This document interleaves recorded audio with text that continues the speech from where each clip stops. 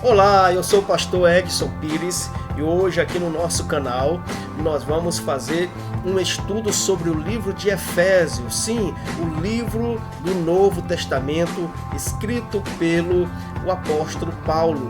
Será uma série de vídeos comentando, fazendo todo um estudo comentado sobre os capítulos do livro de Efésios. E agora nós vamos fazer a introdução dessa epístola de Paulo aos Efésios. Mas antes, inscreva-se no canal, deixe o seu like e compartilhe esse vídeo, ok? Bom, a carta aos Efésios é uma das cartas da prisão, ou seja, ela está entre as cartas de Paulo. Ele mesmo explica na carta a sua condição. Por esta causa, eu, Paulo, sou prisioneiro de Jesus Cristo por vós, os gentios. Está lá em Efésios 3:1. Então vamos entender. Paulo esteve em Éfeso e lá fez uma grande evangelização, uma grande obra para o Senhor. Ganhou muitas pessoas para Jesus e estabeleceu lá a Igreja de Cristo. Ele volta, ele vai para Roma e lá ele é preso. E nesta prisão ele escreve a carta aos Efésios. Vamos entender o contexto dessa cidade. O que acontecia nessa cidade na época? Éfeso era amplamente conhecida por sua estrutura monumental, por seu porto movimentado, sua economia próspera, alimentada pela indústria e pelo comércio. Olha que coisa interessante, era uma cidade metrópole, digamos assim, era uma cidade grande para a época, era bem movimentada, próspera, havia um comércio muito grande, mas também havia outra coisa lá que chamava muita atenção das pessoas, ok? Tudo isso tinha uma estreita ligação com a sua vida religiosa. Em Éfeso ficava o grande templo da deusa Diana. A deusa Diana, dentro da história, é considerada uma das 7 maravilhas do mundo antigo. Então, olha só, olha o contexto que Paulo encontrou e em que vivia também os cristãos da época. Uma cidade grande, mas também havia uma grande idolatria a essa deusa. Havia um templo a essa deusa. E vamos falar um pouquinho sobre essa deusa Diana. Olha aí a imagem dela, a escultura dela, da deusa Diana. E a deusa Diana era uma divindade cultuada no mundo grego-romano. De acordo com a maioria dos estudiosos, o nome Diana era uma designação latina da mesma divindade conhecida pelos gregos como Artemis. Em outras palavras, Diana era uma romanização da grega Artemis. A deusa Diana é mencionada na Bíblia como no episódio em que seus devotos ficaram enfurecidos com a pregação do evangelho na cidade de Éfeso. Então, na Grécia, essa deusa tinha o nome de Artemis.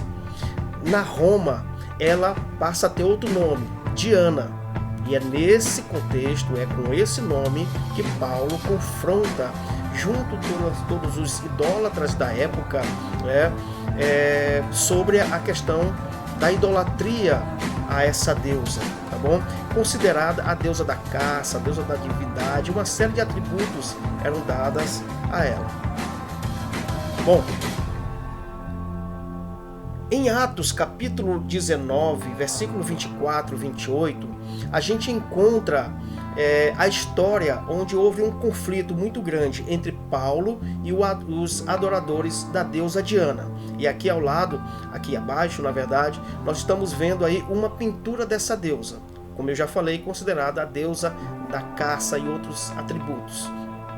Bom, em Atos 19, 24 e 28, a gente vê o seguinte texto. Porque um certo ourives da prata, por nome Demétrio, que fazia de prata nichos de Diana, dava não pouco lucros aos artífices, aos quais, havendo-os ajuntado com os oficiais de obras semelhantes, disse: Senhores, vós bem sabeis que desde o ofício temos a nossa prosperidade. E bem verdes e ouvis que não só em Éfeso, mas também até quase em toda a Ásia, Este Paulo tem convencido e afastado uma grande multidão, dizendo que não são deuses os que se fazem com as mãos. Então vamos entender esse contexto aqui. Paulo está pregando em Éfeso. E aí, né, a associação, vamos dizer assim, né, a associação, o sindicato, só para a gente entender, o sindicato dos ourives, que faziam esculturas, pinturas sobre a deusa Diana e vendia tudo isso, né, e era o lucro dos artistas da época.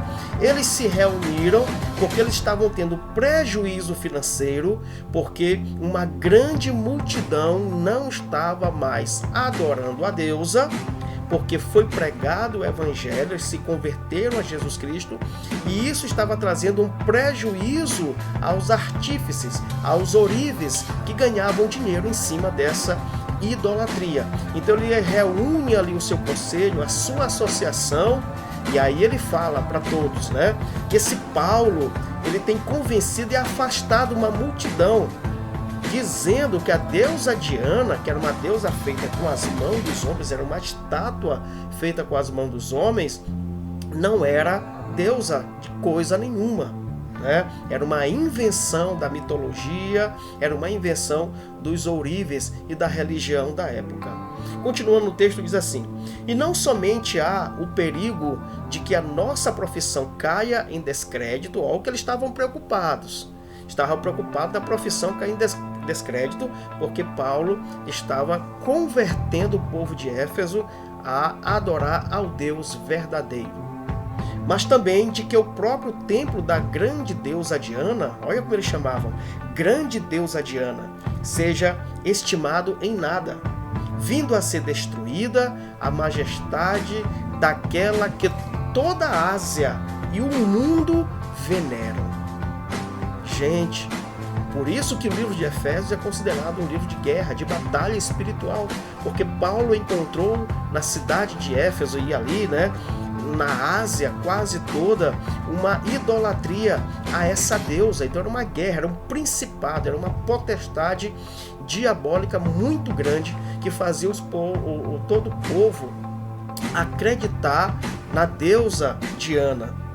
E nessa reunião, quando eles todos ouviram ali os ourives, né, os artífices a respeito disso, eles se encheram de ira e clamavam, dizendo: grande é a Diana dos Efésios. Eita, era muita guerra, viu? Muita guerra. Mas vamos lá. Há uma semelhança, segundo a história, alguns historiadores, entre Maria e essa deusa Diana. Olha aqui a imagem abaixo. Aqui nós temos a escultura de Maria. Maria também está segurando ali um cordeiro e o menino Jesus, né, como chamam. Okay? Uma escultura. E a outra, a deusa Diana, também segurando ali, não um cordeiro, mas segurando um animal, né, também ali um servo, um veado, ok? Mas há uma semelhança nas duas com relação a isso. Que semelhança é essa? Então vamos lá. Na Grécia, essa deusa era chamada de Artemis. Em Roma, ela é chamada de Diana, grande deusa Diana. Com o cristianismo crescendo em Roma, a Igreja Católica Apostólica Romana, ao invés de destruir essa adoração, destruir essa mitologia da deusa Diana, acabou associando a deusa Diana a Maria. Por isso, ainda hoje há a idolatria a Maria. Mas como começou? Vamos lá. Sabe-se que na dispersão dos apóstolos, Maria acompanhou João como recomendar a Jesus na cruz. Está lá em João 17, capítulo 19, versículo 16 ao 27. O apóstolo João teria migrado para Éfeso, hoje sudoeste da Turquia, a uns 600 quilômetros do sul de Istambul. Né? E dizem que lá que Maria morreu e tem o túmulo da Maria na Turquia. Tá bom? Maria teria findado seus dias em Éfeso. Essa tradição, né, de adoração a Maria, né, tomou corpo a partir do século XVIII, com as visões da camponesa alemã Ana Catarina Emerson. que em sonho ou numa revelação viu Maria no alto da montanha. Pronto, Maria agora, ela toma o lugar da deusa Diana e passa a ser adorado dentro do cristianismo católico, apostólico, romano. Ok? Então houve essa associação.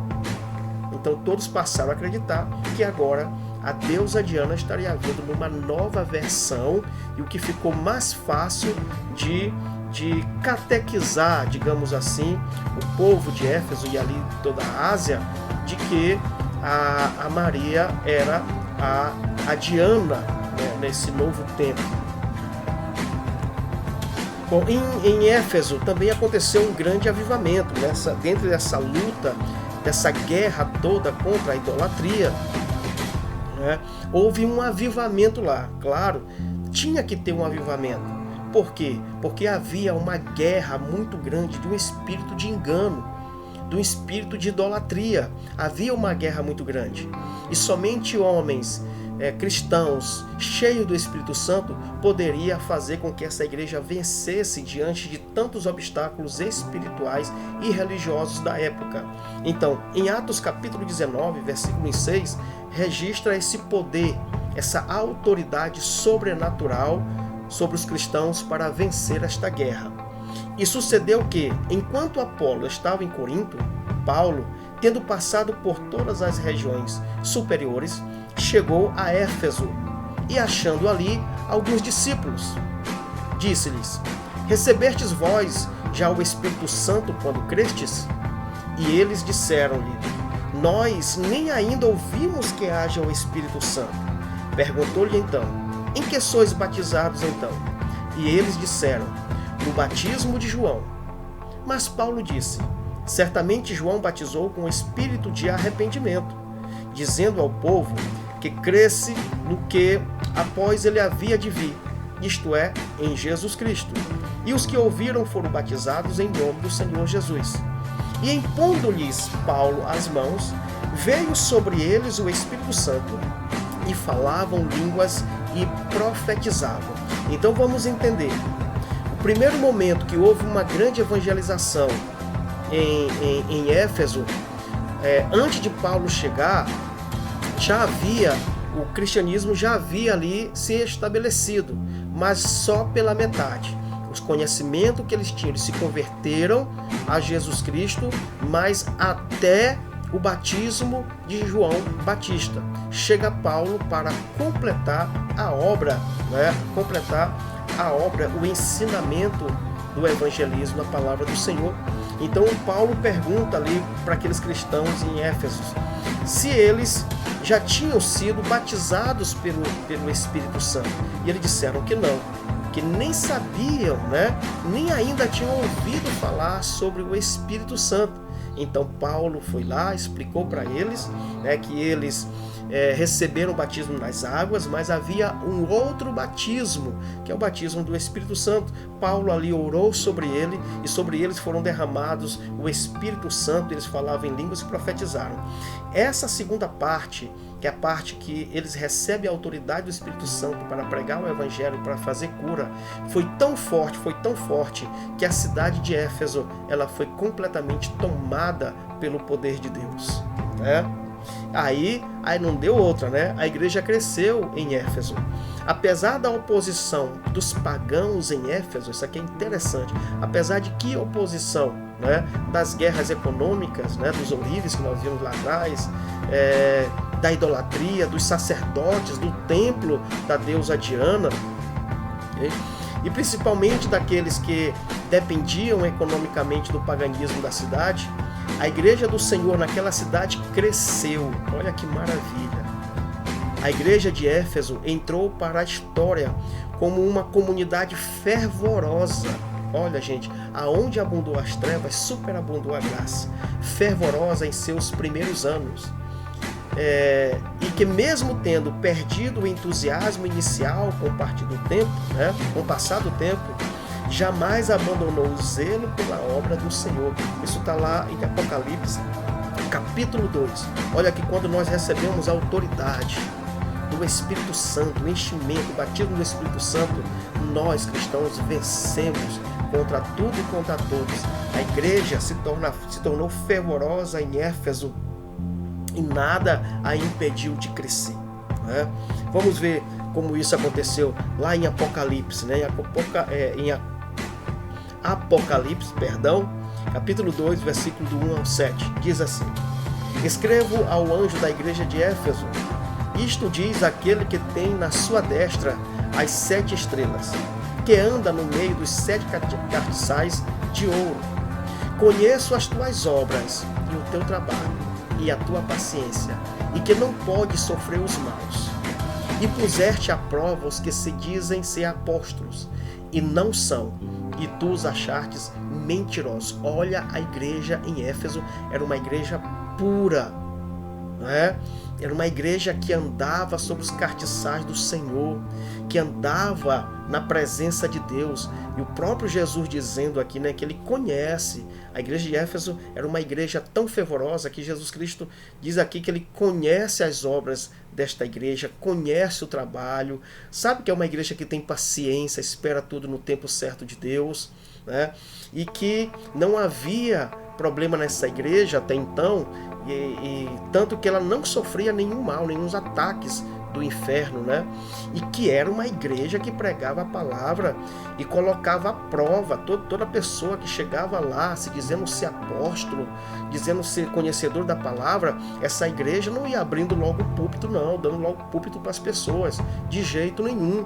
Eles testavam, colocavam à prova os apóstolos, e ali muitos que queriam trazer uma doutrina enganosa, uma doutrina errada, não é?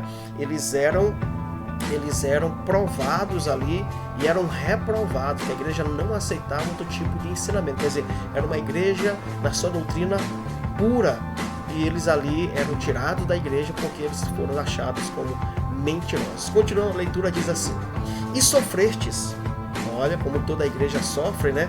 E sofrestes e tem paciência, e trabalhaste pelo meu nome, e não te cansastes. Olha só, trabalhava, sofreu, né?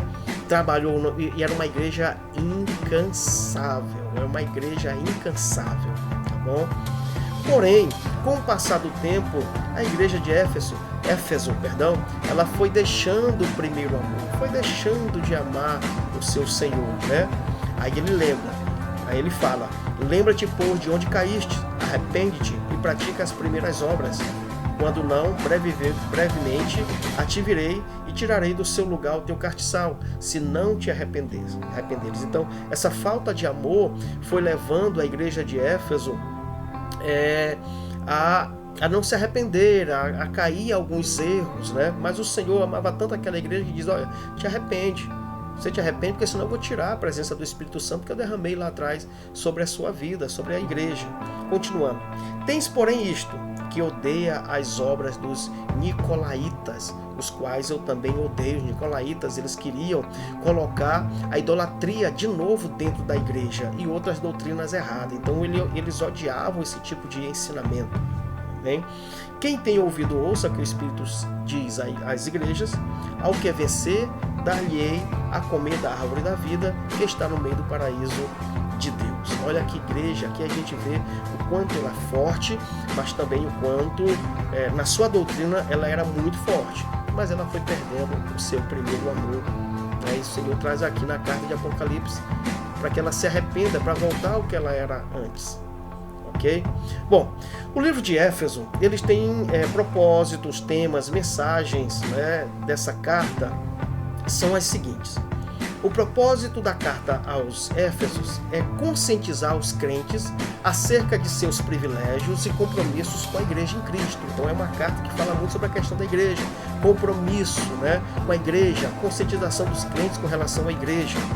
O tema predominante da epístola é a posição da igreja em Cristo, isto é, a unidade de todos os crentes em Cristo. Então, Paulo a essa igreja, ele fala: olha, vocês precisam estar todos unidos em Cristo para poder vencer. Sem união, nós não vamos vencer essa idolatria, não vamos vencer os obstáculos.